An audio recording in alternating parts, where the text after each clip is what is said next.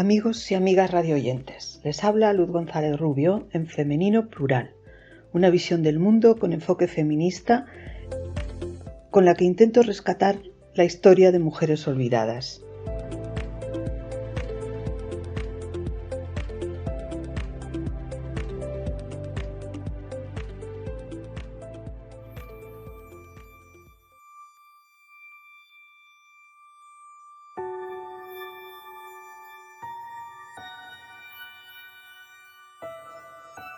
Vamos a hablar de Aldonza de Mendoza, la duquesa de Arjona.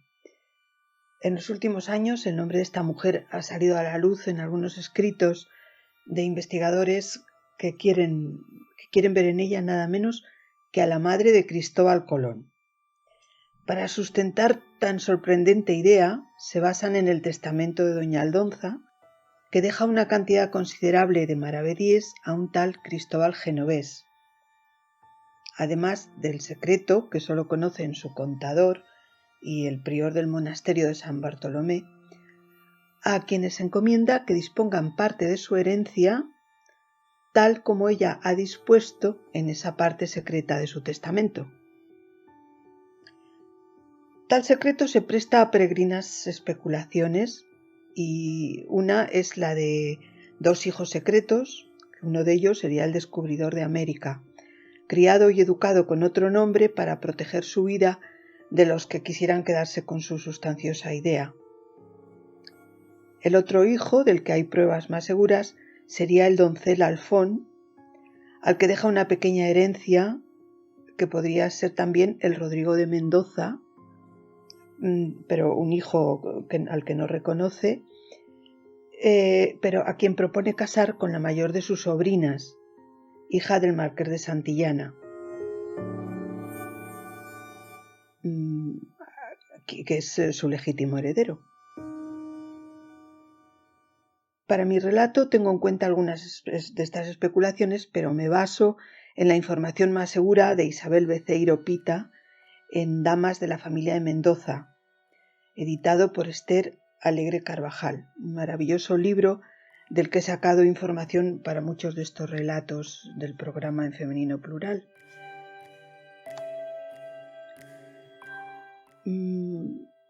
Hay varias razones para incluir a esta mujer, Aldonza de Mendoza, en un programa con enfoque feminista. La primera es que con su historia denunciamos la violencia machista que sufren las mujeres de todas las épocas y clases sociales. La segunda sería la solidaridad entre mujeres, porque ni su padre ni sus hermanos acuden a socorrerla cuando es víctima de malos tratos.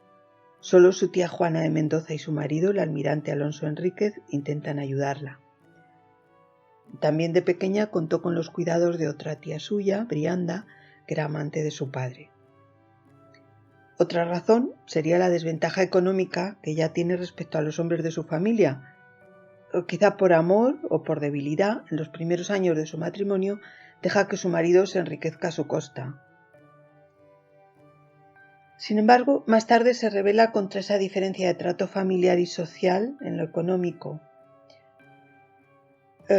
Su padre, Diego Hurtado de Mendoza, deja el mayorazgo a su hermano varón, el marqués de Santillana, y ella pelea por mantener su herencia, primero frente a su hermano y luego frente a su marido. Es una mujer sola que tiene que defenderse en un mundo de hombres para que se le reconozcan sus derechos. Y se vale de su fortuna y de su apellido, eso sí, pero a diferencia de las mujeres que se conforman con el papel pasivo que le asignan, ella es muy activa en sus reivindicaciones económicas, de prestigio y de poder. Su tumba en el monasterio de San Bartolomé de Lupiana contrasta con las figuras yacentes de nobles que hay en otros templos, que suelen mostrarse por parejas. Ella está sola. Otro hecho notable e insólito en una mujer de su tiempo es su biblioteca. Es la primera biblioteca de una dama que se tiene noticia en la historia de Castilla. Consta de 33 libros, además de cartas, escrituras, pliegos sueltos con decires, poemas y recetas de cocina.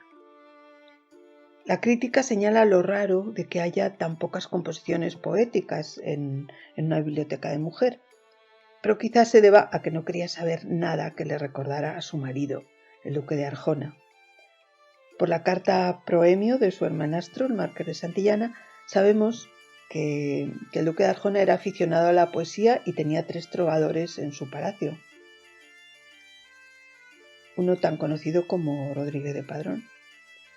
De su estancia en tierras gallegas, Aldonza solo se trae un libro, el Tristán.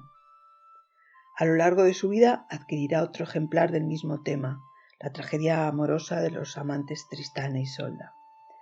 El grueso de su biblioteca lo componen las obras de ficción en prosa, además de los 2 libros citados, otros 2 sobre Amadís de Gaula, uno ricamente encuadernado. Pero hay muy pocos de tema religioso, lo que no era común en ese tiempo, y muchos de tema histórico, que no era habitual en una dama. Entre ellos, estos de tema histórico, están los de los reyes que ha habido en España, la primera crónica general y la historia de España de Alfonso X el Sabio. También hay vidas de santos, el libro Virtuosas Mujeres de Boccaccio, 2 de Séneca, de estos 3 tragedias. También la Medea de Séneca, luego Hipólito y otras obras sobre la guerra de Troya. El intercambio de libros con otras damas queda constatado. Por ejemplo, el libro que la reina María le presta, un manuscrito en uno de sus viajes y que se olvida de devolverle y aparece en los libros que deja a su muerte en el monasterio de Lupiana. Al quedarse huérfana, se ocupó de ella su tía y después una parienta sin hijos, prima de su padre. En este relato, quien habla es esta tía, Brianda.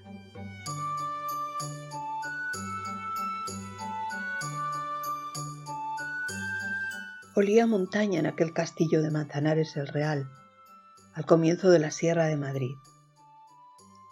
Había sido el sitio preferido de su madre, que había muerto en 1387, cuando Aldonza solo tenía 2 años. Demasiado pequeña para recordarla, pero conservaba la memoria de aquel tiempo feliz.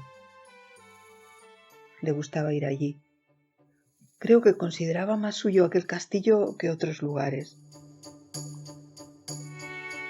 También a mí me gustaba, aunque no fuera mi casa. Sobre todo los campos que rodeaban al castillo. Había ovejas y mucho ganado que pastaba por las montañas en verano. Cuando llegaba el frío, bajaban al llano. Se oían balidos y ruidos de cencerro, esquilas, a todas horas. Salíamos a los campos y nos adentrábamos en la sierra por sendas de pastores. Algunas veces tuvieron que darnos cobijo en sus chozas por la lluvia. Siempre volvíamos cargadas de regalos de nuestros paseos. Queso, nidos, frutas, de todo nos regalaban. Alguna vez nos pilló la nieve, que en Manzanares suele caer con frecuencia. Esos días, sentadas al fuego, pasábamos las horas leyendo o cosiendo. Si Diego no estaba, esperábamos juntas su llegada, que no se retrasaba mucho, porque también él disfrutaba de nuestra compañía. Éramos una familia feliz, sin disputas ni rencillas. Aldonza era la hija que yo no había tenido. La había criado desde pequeña, desde que mi tía Juana de Mendoza delegó en mí su cuidado. Vio la necesidad de cariño que las 2 teníamos. La niña, el de la falta de su madre, y yo, la falta de todos. Había quedado viuda sin hijos. Aldonza, que aprendió muy pronto a leer, disfrutaba de la lectura en voz alta. Sí, era la hija que yo no había tenido y el consuelo de mi soledad. Los hombres, ya se sabe, faltó María, la madre de Aldonza, y al poco tiempo su marido ya estaba buscando quien la sustituyera. Y no era solo él quien buscaba la boda. Parecía que toda la corte quisiera casarlo. ¿Qué iba a hacer un hombre solo? Yo estaba casada con mi marido. Pero allí estaba doña Leonor.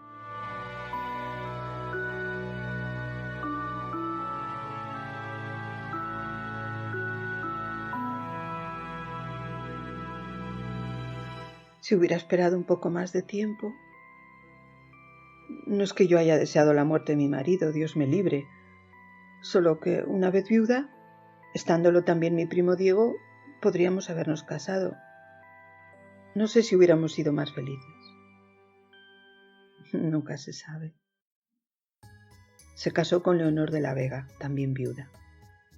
Su marido, Juan Téllez, hijo de don Tello, el hermano del rey Enrique II, había muerto 2 años antes, en la batalla de Aljubarrota, en la que también había luchado Diego.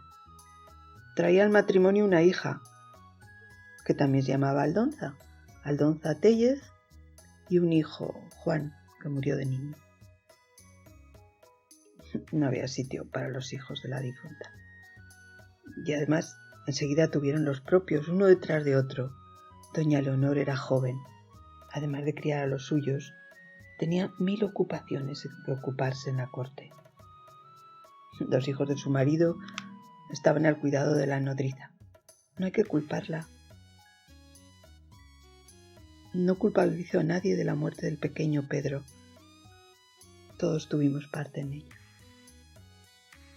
Con más vigilancia, quizás se hubiera podido evitar su caída mortal de la muralla del Alcázar de Madrid.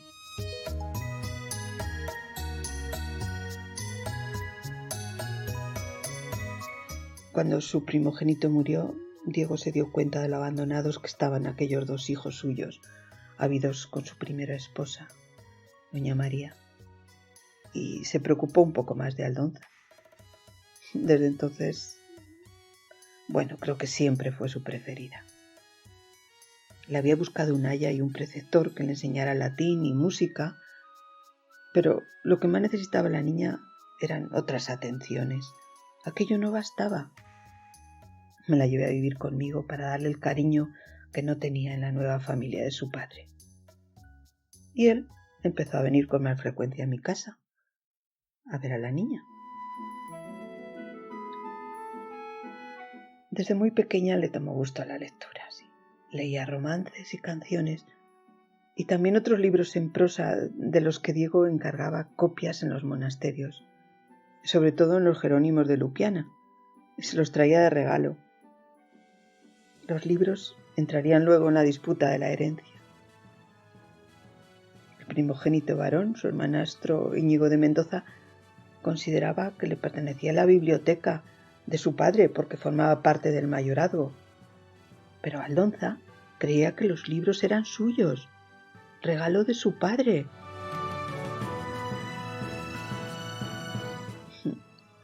Eran lo más querido para ella junto al castillo de Manzanares.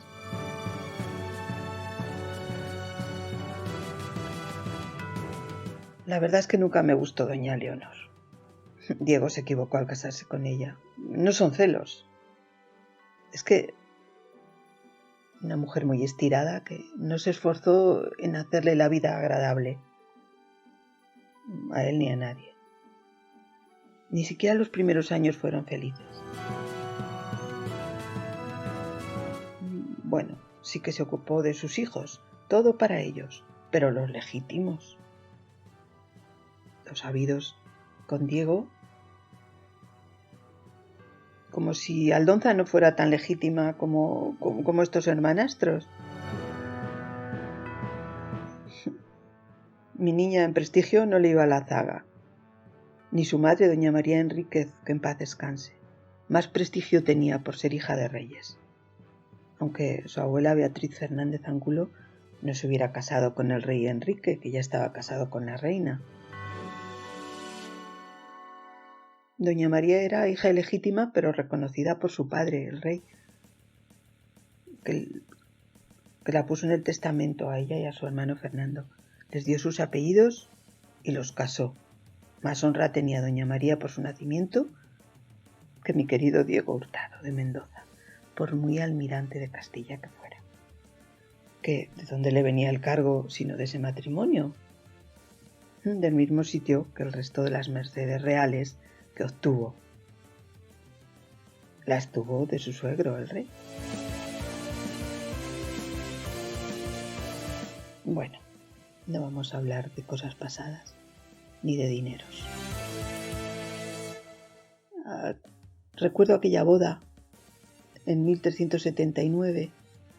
Yo era muy joven, pero fue la boda más bonita que recuerdo. Era abril y ya había florecido la lavanda.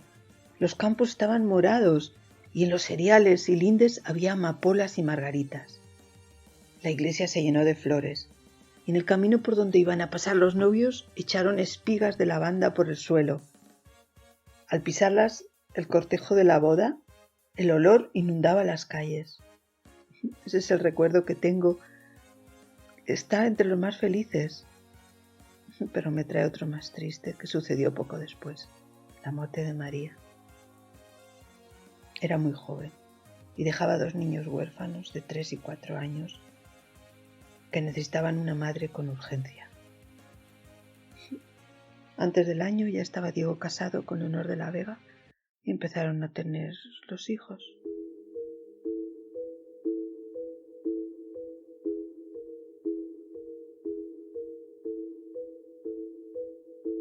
Y doña Leonor ya no quiso más prole. Puede que se acordara de doña María y de tantas mujeres que mueren de parto. Entonces Diego vino a mí. Yo era viuda sin hijos y la madrina de su hija Aldonza. Nos hicimos compañía. La niña vivía conmigo desde hacía tiempo. Nunca se llevó bien con su madrastra, ni ella quería tenerla cerca. Así que Diego tenía 2 familias, la de doña Leonor de la Vega y la nuestra. Se fue alejando poco a poco de su esposa, hasta que ella solo nos tenía a nosotras 2. Y fuimos muy felices. Cuando él murió nos quedamos Aldonza y yo viviendo juntas, como antes, pero solas. Me hubiera gustado seguir así más tiempo, pero le prometí a su padre que velaría por su bien, y es lo que hice. En vez de pensar en mí, ya en vida de su padre era doncella encerrada, como se decía de las jóvenes solteras, y si no la casábamos pronto, se quedaría soltera. Alguna vez habíamos hablado del futuro de su hija. Para Diego no había noble en todos los reinos con valía suficiente para casarlos con ella. Estábamos tan bien los 3 que no quería que nos separásemos. Yo no podía decir nada. Tampoco quería verla lejos de nosotros. Era mi amiga, mi sobrina, la hija que no tuve.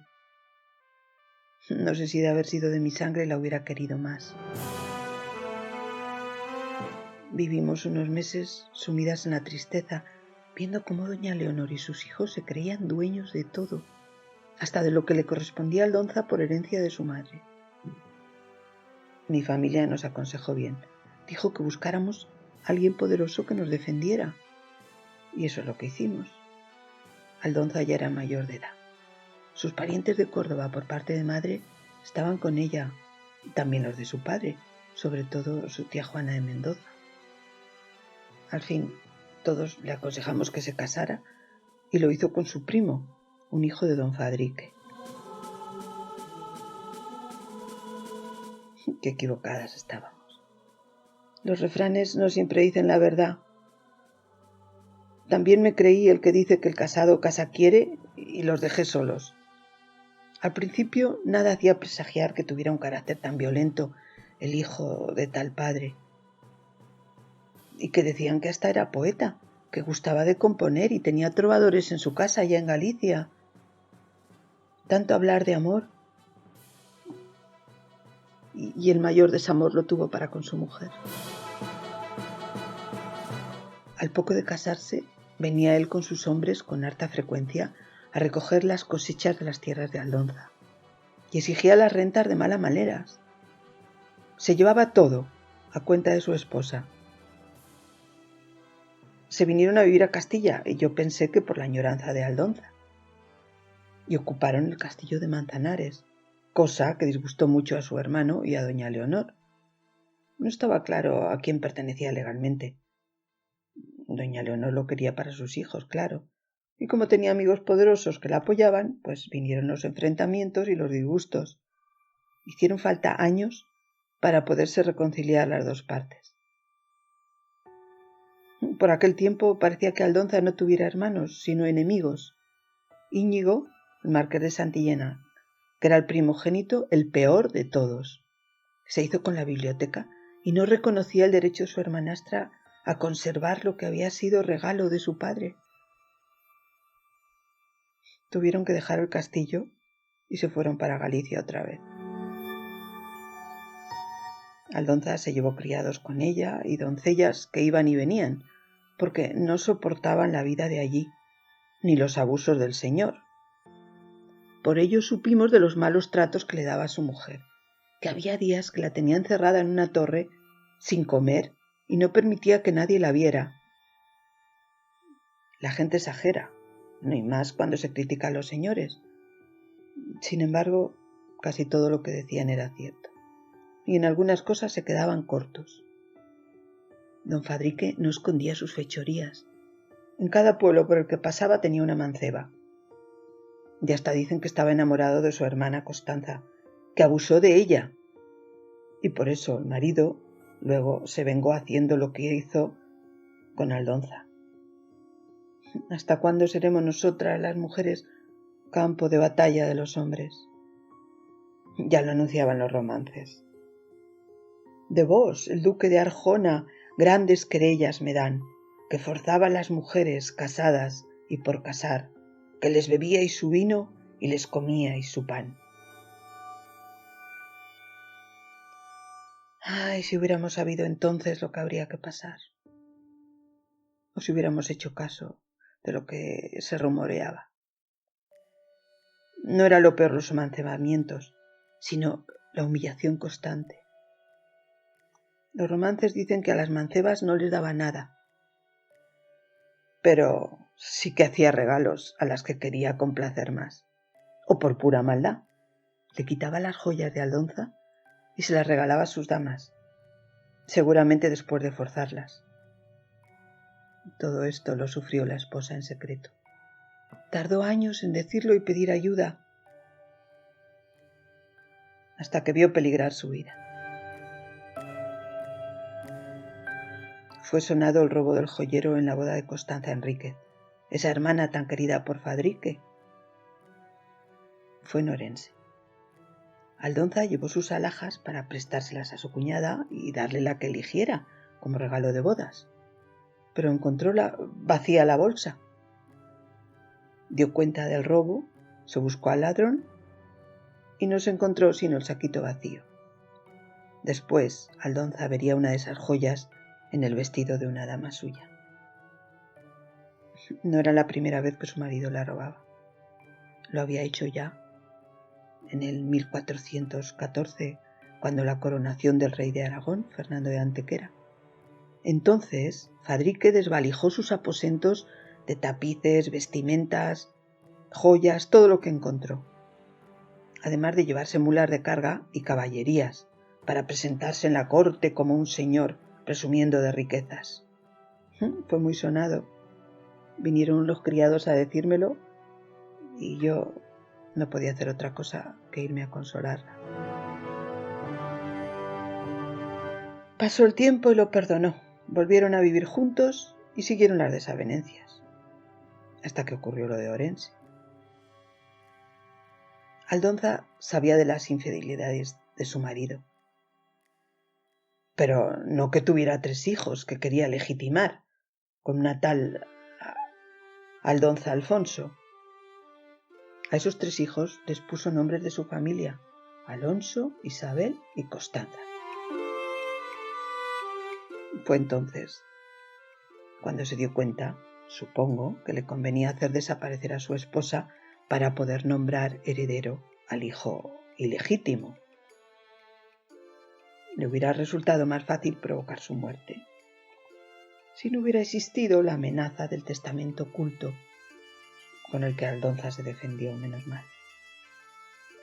La inteligencia no le falló entre tanta tribulación y engaños.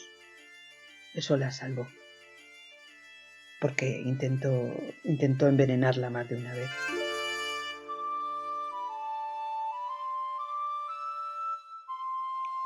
Aldonza pidió ayuda varias veces con emisarios que no llegaban nunca a su destino. Y el que llegó, pues nos informó, pero no podíamos hacer nada. Lo intentamos, sobre todo su tía Juana, que tenía más poder que yo. No pudimos impedir que se la llevara a Galicia la última vez. Llamamos al arzobispo, pero ni siquiera el poder de la Iglesia pudo evitarlo. Tan enferma como estaba, y se la llevó. Hasta el médico judío le dijo que peligraba su vida tan enferma como estaba en un viaje tan largo. Y se fueron. La llevó lejos de todos y la retuvo por 2 años en Ponferrada, encerrada en el castillo. Gracias a Dios, Aldonza nos desanimó. Cuidó, eso sí, de mirar lo que le daban de comer y de beber. Le enviamos criados de confianza y una sanadora judía que vigilase su salud. Y la curó. Su marido no la molestó en su encierro. Estuvo ocupado durante ese tiempo con su familia ilegítima, la de Orense. La conducta resignada de la prisionera lo mantuvo engañado, menos mal.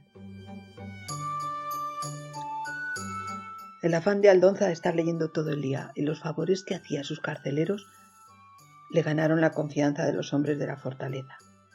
Con la complicidad de unos y el descuido de la vigilancia de otros, pudo escaparse y regresar a su casa en Cogolludo. Allí volvimos a estar juntas, con la protección de nuestra gente. Hacían guardia por si venían los hombres del duque, para avisar a las tropas del almirante de Castilla si venían. Teníamos muchos aliados. Desde entonces, cada uno siguió en sus tierras, sin molestarse uno al otro. Aldonza se recuperó de tantos sinsabores que el matrimonio le había traído. Pero no renunció al amor. Esta vez en secreto, con un ser muy especial, un delicado poeta que no codiciaba riquezas. Tuvieron un hijo que se crió sin saber quién era su madre. No quería reproches, ni que el niño tuviera problemas legales. No podía darle su apellido, porque no se había divorciado de Fadrique. Pero no desamparó nunca a ese hijo. Lo tuvo cerca y le dejó una mediana herencia, suficiente para llevar una buena vida. Otro secreto de su testamento.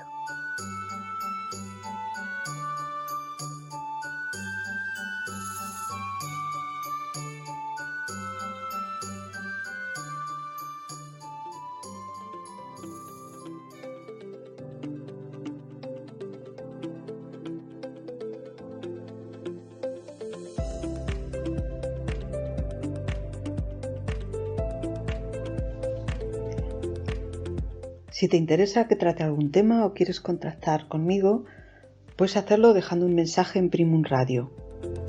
Algunas de estas historias están recogidas en mis libros que puedes adquirir en cualquier librería o a través de internet. También nos puedes seguir en mi canal en Femenino Plural de YouTube.